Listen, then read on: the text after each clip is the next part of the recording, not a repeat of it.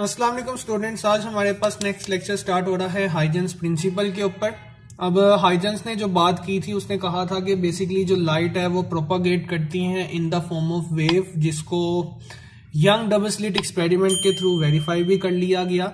But अब Huygens का principal था क्या कि बेसिकली वो लाइट प्रोपागेट, ठीक है मान लिया वेव की फॉर्म में करती है, तो वो प्रोपागेट करेगी कैसे, हम कैसे उसके नेक्स्ट वेव फ्रंट की लोकेशन निकाल सकते हैं। मतलब wave front to wave front light propagate तो कर रही है, लेकिन एक वेव फ्रंट के बाद दूसरा वेव फ्रंट कहां पे बनेगा हम उसको देखना चाहते हैं। तो इससे रिलेटेड हमने कुछ बातें लास्ट लेक्चर के अंदर भी कवर कर ली थी, तो आज भी इसको वैसे ही डिस्कस करना शुरू करते हैं कि लेट से अगर हम कहें कि हमारे पास ये एक पॉइंट सोर्स है, स्पीड ऑफ लाइट हमारे पास मान ली जाती है,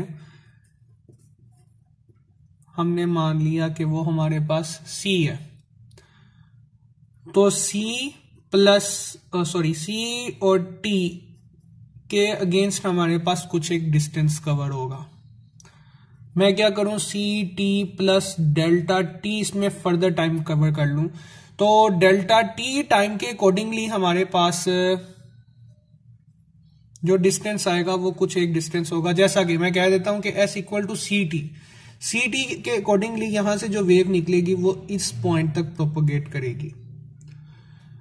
टी में मैंने प्लस डेल्टा टी टाइम, मतलब मैं यूं समझ ले मैंने यहां से यहां तक 1 सेकंड की बात की, अगला 1 सेकंड मैंने मजीद ऐड कर लिया, तो 1 + 1, तो लाइट इधर से इधर प्रोपोगेट कर जाएगी।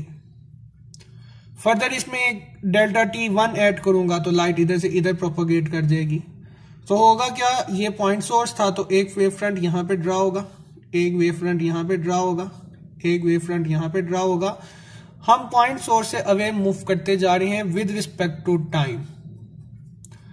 जिस टाइम के अकॉर्डिंगली आप बात करेंगे वहां पे उस टाइम के अगेंस्ट हमारे पास एक वेव फ्रंट अपेयर हो जाएगा। तो इसी के अकॉर्डिंगली अब हमने यहां पे बात शुरू करनी है कि लाइट बेसिकली प्रोपागेट कैसे कर रही है। Every point of a wave front में भी बेसिकली अब हम क्या करना चाह रही हैं, ये पॉइंट सोर्स है, मैंने इसका एक वेव फ्रंट ड्रा कर लिया, तो अब इससे नेक्स्ट वेव फ्रंट हम देखना चाह रहे हैं। तो लेट्स से अगर ये पॉइंट सोर्स है तो इसकी वजह से एक वेव फ्रंट बना। अब इस वेव फ्रंट के बारे में वो बात करने जा रहे हैं। इसका पहला पॉइंट क्या है, every point of wave front may be considered as a source of secondary wavelet which spread out in forward direction with the speed equal to the speed of propagation of wave। तो late से अगर यहां से यहां तक light को आते हुए c स्पीड से मूव करते हुए कुछ एक टाइम लगा और लाइट इस वेव फ्रंट को बना रही है। अब इस वेव फ्रंट के ऊपर मुख्तलिफ पॉइंट्स होंगे और वो पॉइंट्स अगेन सोर्स पॉइंट की तरह काम करेंगे, और जितनी स्पीड से लाइट यहां से यहां पे प्रोपोगेट की है, हर एक पॉइंट सोर्स इससे नेक्स्ट उतनी ही स्पीड से वेव को प्रोपोगेट करवाएगा। दोबारा बोल रहा हूं कि लेट से हमारे पास कोई एक पॉइंट सोर्स की वजह से बनने वाला वेव फ्रंट आया, उस वेव फ्रंट के ऊपर नंबर ऑफ पॉइंट्स मौजूद होंगे जो कि हर एक वेव पॉइंट सेकेंडरी वेवलेट, मतलब सेकेंड रिपल, सेकेंड वेव का सोर्स बनेगा। जैसे ये पॉइंट इस वेवलेट के लिए, इस वेव फ्रंट के लिए सोर्स बना था, इसी तरह इस वेव फ्रंट के ऊपर मौजूद तमाम पॉइंट्स इंडिविजुअली अपना अपना एक स्फीयर बनाएंगे। जैसा कि देखें इस पॉइंट के लिए जैसे मैंने ये वेव फ्रंट बनाया, इस पॉइंट के लिए भी एक ये वेव फ्रंट बनेगा, इस पॉइंट के लिए भी एक ये वेव फ्रंट बनेगा, इस पॉइंट के लिए भी एक ये वेव फ्रंट बनेगा, इसके लिए भी एक ये वेव फ्रंट बनेगा, और इसके लिए भी ये एक वेव फ्रंट बनेगा। ये हमारे पास इसका पहला पॉइंट हो गया। दोबारा से रीड कर रहा हूं, every point of a wave front may be considered as a source of secondary wavelets, which spread out in forward direction, और उनकी जो स्प्रेडिंग की डायरेक्शन है वो फॉरवर्ड डायरेक्शन में है, मतलब वो आगे की तरफ बढ़ते जा रही है। Direction with the speed equal to the speed of propagation of wave, पीछे से ही जिस रफ्तार से वेव प्रोपोगेट करती आ रही थी उसी रफ्तार से अगले वेवलेट्स भी प्रोपोगेट करते जाएंगे। ये पहला पॉइंट क्लियर हो गया। सेकंड पॉइंट में क्या कहता है, the new position of wave fronts after a certain interval of time can be found by constructing a surface that touches all the secondary wavelets. अब देखें ये मेरे पास एक है, मैं क्या करता हूं, मैं इसके लिए ये एक ड्रा कर लेता हूं टेंजेंट, इसके लिए ये एक टेंजेंट आ गया, इसके लिए ये एक टेंजेंट आ गया, इसके लिए ये एक टेंजेंट, इसके लिए ये।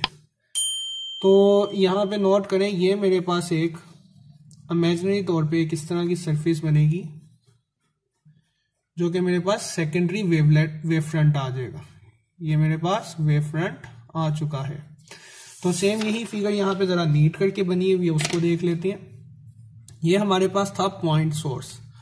पॉइंट सोर्स ने एक वेव फ्रंट बना के दिया, उस वेव फ्रंट के ऊपर नंबर ऑफ सोर्सेज मौजूद हैं। सारों को भी ड्रा कर सकते हैं बट जस्ट समझाने के लिए यहां पे मैंने कुछ एक सोर्स ले लिए। अच्छा, अब है क्या, हर एक point source secondary wavelet form करेगा। सेकेंडरी वेवलेट अगेन एक वेव फ्रंट देगा। देखें इस पॉइंट के अगेंस्ट ये हमारे पास एक वेव फ्रंट आ रहा है, इस पॉइंट के अगेंस्ट ये वेव फ्रंट, इस पॉइंट के अगेंस्ट ये एक वेव फ्रंट आ गया, इसके अगेंस्ट ये, और ये हमारे पास लास्ट आ गया। ओके, अब इनके ये देखें ये सब, ये जो हमारे पास एक कंप्लीट सर्कल बनता हुआ नजर आ रहा है, ये सर्कल देखें हर एक वेव फ्रंट को टच कर रहा है। तो सेकंड पॉइंट के अकॉर्डिंगली नए बनने वाले जो हमारे पास वेवलेट्स हैं उनको टच करने वाला जो पॉइंट होगा या सरफेस होगी वो हमारे पास सेकंड वेव फ्रंट होगा। तो ये बेसिकली वेव फ्रंट आ चुका है हमारे पास। अगेन इसके ऊपर ये पॉइंट लिया, ये पॉइंट लिया, ये पॉइंट, ये पॉइंट, ये पॉइंट, ये पॉइंट्स फर्दर आगे वेव फ्रंट्स जनरेट करेगा इंडिविजुअली। सबके वेवलेट्स को अगर मैं ड्रा करूंगा तो वो मेरे पास थर्ड वेव फ्रंट आ जाएगा। और इसी तरह अगर हम नोट करें कि ये हमारे पास प्लेन वेव फ्रंट था, तो प्लेन वेव फ्रंट के ऊपर भी डिफरेंट पॉइंट्स लिए, हर एक पॉइंट इंडिविजुअली एक वेवलेट बनाएगा। और उन वेव फ्रंट्स, अगर उन वेवलेट्स के तमाम पॉइंट्स को आपस में कंबाइन किया जाए तो वो भी एक सरफेस बना के देंगे जो कि हमारे पास सेकंड वेव फ्रंट की सरफेस होगी। वो उसे अगले वेव फ्रंट को प्रोड्यूस करेगा। तो वेव फ्रंट अगले वेव फ्रंट को बनाता जाएगा और लाइट इस अंदाज में आगे से आगे प्रोपोगेट करती जाएगी। तो ये हाइजेंस ने हमें आइडिया दिया था कि बेसिकली लाइट एक पॉइंट सोर्स से अवे कैसे मूव करती है। तो आपने इस हाइजेंस प्रिंसिपल के बेसिक पॉइंट्स, पोस्टुलेट्स को अच्छे तरीके से तैयार करने और इनको समझने। आज के लेक्चर के लिए इतना ही काफी है। अपना ख्याल रखिएगा। खुदा हाफिज।